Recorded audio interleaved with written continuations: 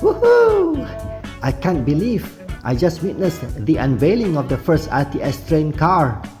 It's honestly such an exciting moment. The energy was amazing, with everyone buzzing, snapping photos, and cheering as the shiny futuristic train made its debut. It's a proud day, knowing this train will soon make travel between Johor Bahru and Singapore so much easier. No more hours stuck in the causeway traffic, man. You could really feel the excitement, with officials from both countries smiling and people chatting around about how much this will change our lives.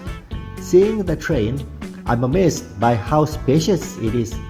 Imagine over 1,000 people zipping across the border in just 5 minutes. It truly feels like we're witnessing a new chapter for both countries, and I'm so glad I got to see it unfold.